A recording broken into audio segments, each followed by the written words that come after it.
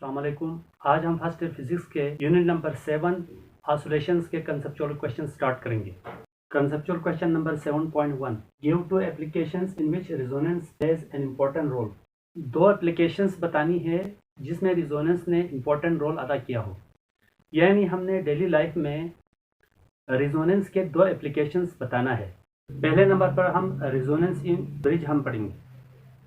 अब देखिए, पहले ज़माने में जो पुल टूटते थे, बाद में साइंटिस्ट को पता चला ये पुल टूटने की जो रीज़न है असल में क्या है, रेजोनेंस है। और भी वजूहात है, थर्मल एक्सपेंशन है, कॉन्ट्रैक्शन है, उसकी वजह से भी पुल टूटता है। लेकिन उन रीजन्स में से एक रेजोनेंस भी था। सबसे पहले हमें रेजोनेंस को समझना पड़ेगा। कोई भी मैटर है, अब ये मार्कर है या हम अपने जिस्म को ले लें, तो कोई भी बॉडी है उसके अंदर एटम वाइब्रेट कर रहे हैं, तो इसका मतलब खुद से वाइब्रेट कर रहे हैं, एटम खुद से वाइब्रेट कर रहे हैं।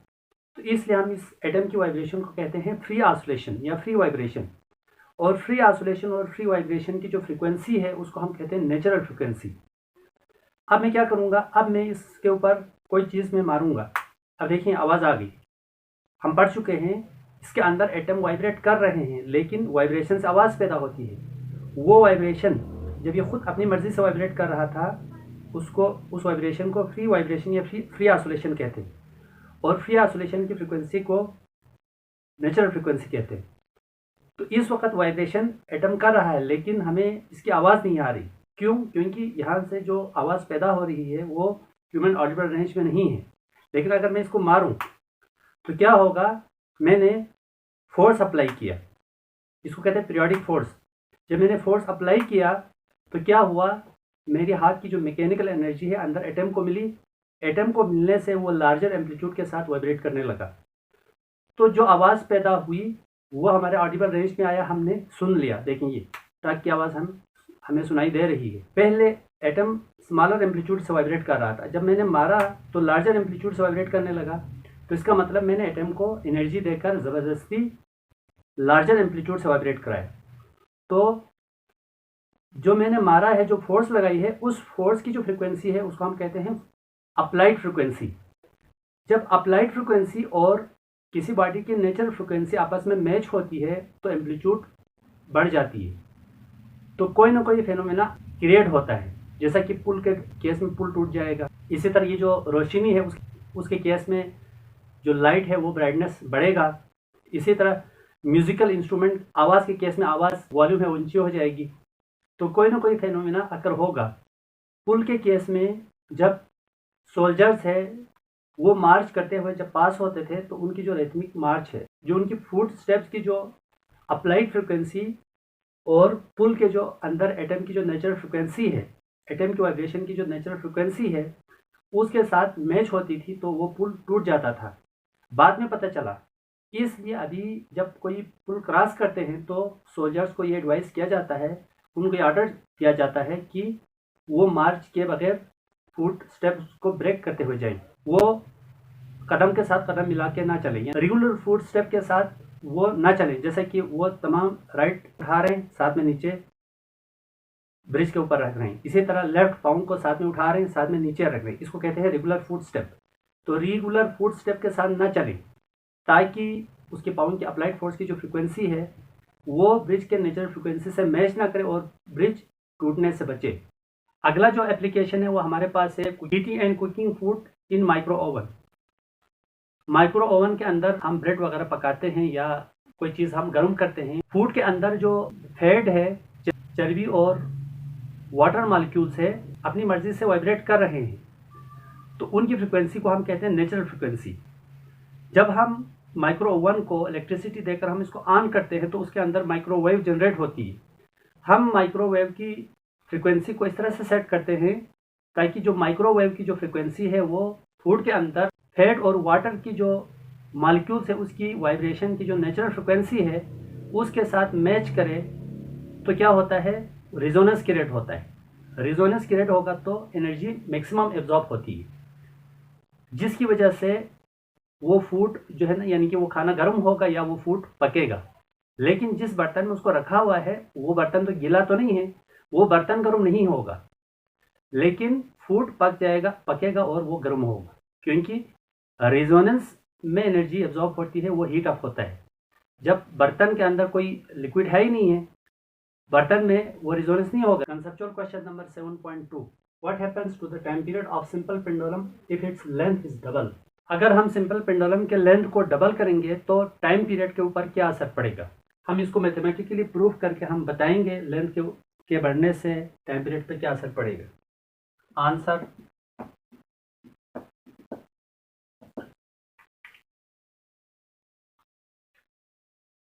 as we know that the time period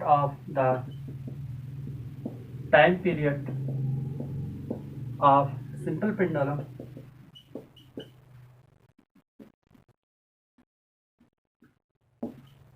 is given by, simple pendulum की जो टाइम पीरियड है वो हमारे पास है t is equal to 2 pi under root L upon जी।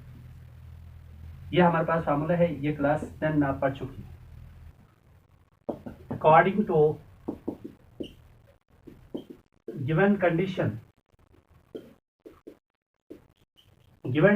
क्या है, हमारे पास लेंथ को डबल करना है। When L is equal to 2L, given condition के अंदर हमने लेंथ को डबल करना है। जब लेंथ को डबल करेंगे तो टाइम पीरियड भी तो चेंज होगा। फिर हम चेंज इन टाइम पीरियड की जगह टी की जगह हम टी डैश पुट करेंगे। These values in equation 1। Equation 1 में एल की जगह 12 पुट करेंगे, टी की जगह टी डैश पुट करेंगे। T dash is equal to 2 pi 2L divide by g. अब देखिए, मल्टीप्लाई और डिवीजन में हम रूट को अलग भी कर सकते हैं, हम रूट को कंबाइन भी कर सकते हैं। ये जो रूट है जी के ऊपर भी है, 2 के ऊपर भी है, एल के ऊपर भी है, तो मल्टीप्लाई में हम रूट को अलग भी कर सकते हैं। तो मैं क्या करूंगा, 2 को मैं बाहर निकालूंगा तो क्या होगा, ये अंडर रूट 2 बाहर आ जाएगा। T dash is equal to under root 2 into 2 pi L upon g. इसको इक्वेशन 2 लिख दें। इक्वेशन 2 के ब्रैकेट के अंदर टर्म्स को देखें और इक्वेशन 1 के राइट साइड को देखें तो बिल्कुल सिमिलर है। तो इस ब्रैकेट के अंदर मैं टी पुट कर सकता हूं। Putting equation 1 in equation 2, bracket के 2 pi under root L upon g की जगह 2 पाई, इक्वेशन 2 में 2 pi under root L upon g की जगह हम टी पुट करेंगे, जो कि टी के बराबर है। So T dash is equal to under root 2 T. T dash is equal to T under root 2। मैं इसको यूं लिख सकता हूं।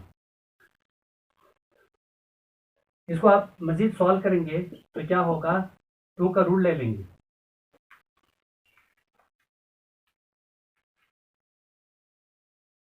अंडर रूट 2, ये वैल्यूज आ रही है 1.41।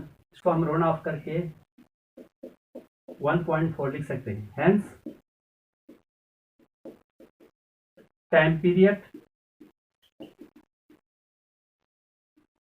increases by factor